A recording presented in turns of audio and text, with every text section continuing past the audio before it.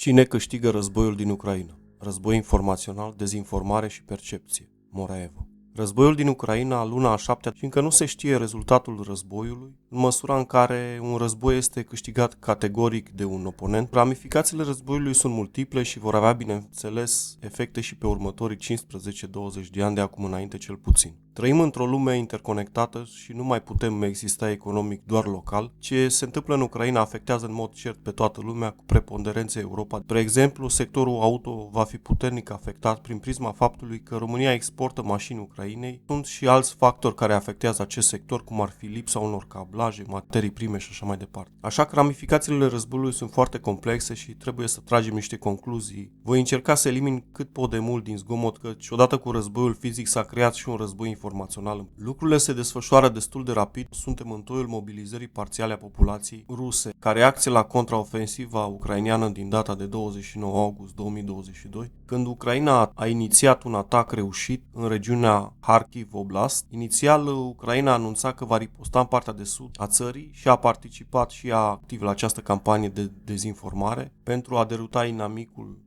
dar și pe alții, însă BBC declara că nu s-a putut verifica revendicarea celor 6.000 de mile pătrate de către Ucraina. Deci vă imaginați ce dificil este să obținem un punct de vedere obiectiv în acest sens, în astfel de condiții aprige ale unui război informațional. Circulă o serie de speculații cu privire la mobilizarea populației ruse și planează o grămadă de întrebări pe măsură ce se modifică și linia frontului. Observăm că circulă tot felul de retorici pentru publicul gurmand, însă mare parte din ceea ce se vehiculează nu este adevărat. Vă reamintesc că ambele participante în război, inclusiv aliaților, au propria agendă și vor să câștige războiul informațional pe lângă tonele de informații gratuite ale internetului, opinii, comentarii, teorii, care de care mai hazardat. Așa că o să analizăm niște lucruri destul de clare, dincolo de detaliile cu care suntem bombardați și care nu fac decât să ne altereze percepția, în legătură cu ceea ce se întâmplă de fapt pe front. Ce știm până în acest moment este că Ucraina a pierdut partea de est și sud de la jumătatea distanței între orașele Kherson și Mykolaiv din sud, legând localitățile Snihuruvka până la Enerhotar, unde e centrala nucleară Zaporojie, orașele Donetsk și Orlikva la nord-est, la vest de orașul Lysychansk, Liman, Borova la nord-est de Izium și urmând demarcația ce o dă râul Oskil până la ieșirea din Ucraina în nord. Bineînțeles, nu este decisă soarta războiului, având loc numeroase contraofensive ucrainene, cum ar fi cea de la Izium, dar deocamdată Ucraina nu are avantajul pe care presa occidentală dorește să-l tot evidențieze în mod fals.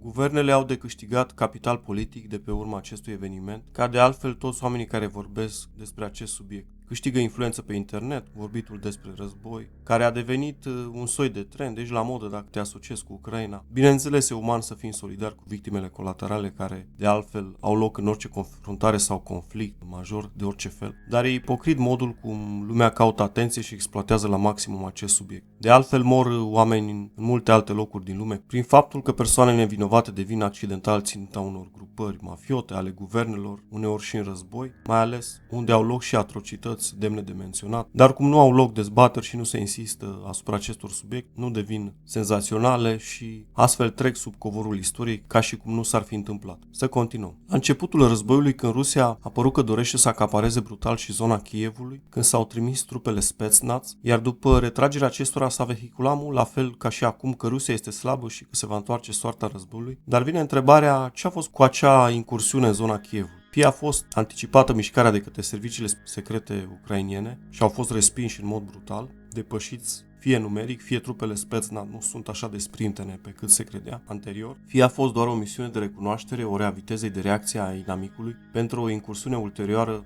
Kievul este o țintă atractivă, dar probabil și cea mai bine apărată țintă. Rusia nu are neapărat nevoie de Kiev, fiindcă o țară poate fi paralizată ori divizată dacă îi sunt controlate anumite teritorii strategice de o forță străină și cred că Rusia nu are neapărat interes să controleze toată țara, decât dacă e instalat un guvern marionetă, astfel ar reprezenta un cost greu de îndurat pe termen lung. Însă cucerirea capitalei a scurtat, bineînțeles, durata războiului, un război care pare că se va întinde pe mai mulți ani din pricina că ambele țări își epuizează resursele într-un ritm accelerat. Ceea ce mi-a atras atenția săptămânile trecute a fost vizita liderului chinez Xi Jinping. Am văzut doar o secvență care a fost publicată pe Twitter, însă liderul de la Beijing părea profund nemulțumit, judecând după limbajul non-verbal facial. Mi-e teamă că în următoarea perioadă se va implica și China, dacă nu a făcut-o deja. ori poate se va implica mai mult. Voi publica peste ceva timp și o interpretare astrologică a ceea ce cred că se va întâmpla în următoarele luni în acest război. Ucraina trebuie să câștige repede, țări aproape imposibil de atins la cum se desfășoară lucrurile. Să nu uităm că Ucraina nu este ajutată benevol de Statele Unite ale Americii. Totul are un preț, totul are o justificare economică, bineînțeles.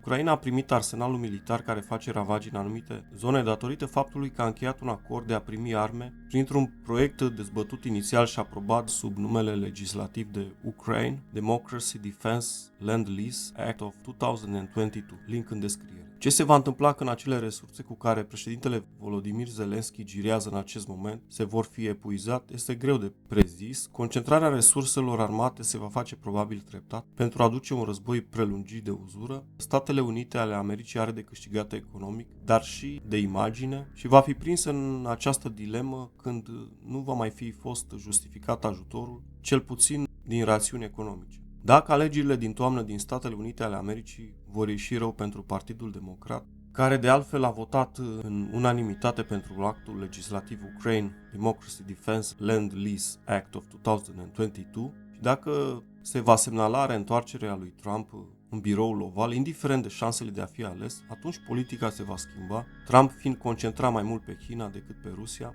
De altfel își exprimase simpatia asupra liderului de la Kremlin, citez: Putin o declară independentă. Asta e minunat. Pe lângă interesul economic direct, actualul guvern e interesat de asocierea cu Ucraina și pentru faptul că Joe Biden are scorul de aprobare a publicului dezastros, ca de altfel și alți lideri mondiali. Un alt semn că Ucraina pierde teren este anexarea teritoriilor ocupate de Rusia, făcând parte din pseudostatul Novorosia sau Noua Rusie, act semnat de președintele rus Vladimir Putin în data de 30 septembrie 2022. Odată cu ocupația acestui teritoriu, Rusia controlează o parte din resursele Ucrainei, în special cereale. În august 2022, după o blocadă a exporturilor ce a durat câteva luni, a pornit primul cargo cu cereale către Djibouti, stat de pe continentul african, dar și în alte state africane. Totuși, state precum cele din Asia Centrală, dar și cel mai mare importator, Egiptul, nu au primit cereale și caută alternative de înlocuire a acestora. Turcia, al treilea cel mai mare importator de cereale conform datelor din cadrul OECD din 2020, a inspectat, între ghilimele, transporturile de cereale. Jocurile de culise, dar și proiectarea geopolitice la nivel global sunt niște cărți jucate de Rusia, care își proiectează puterea. Un alt semnal că Ucraina pierde teren este reprezentat prin faptul că președintele ucrainean Volodymyr Zelensky a apărut într-o conferință pe Zoom în cadrul unui summit al armamentului din Statele Unite ale Americii, în disperare de a căuta armament prin intermediul diverselor companii producătoare de armament. Îi va fi mult mai greu Ucrainei să revină prin prisma faptului că 1. Trebuie să regândească retorica informațională cu privire la atacuri, fiindcă pe teritoriile respective se află și cetățenii ucrainieni, și va părea că sunt crime de război orice ofensive îndreptate împotriva acelor state. Și 2. Va trebui să facă față unui număr impresionant de combatanți trimiși pe front, probabil trimiși doar pentru a controla aceste regiuni, fiindcă nivelul de pregătire al soldaților ruși și experiența în luptă propriu-zisă este mult mai scăzută. Cam atât pentru asta. Dacă v-a plăcut acest videoclip, dați share, like și subscribe, iar până data viitoare vă doresc mult succes!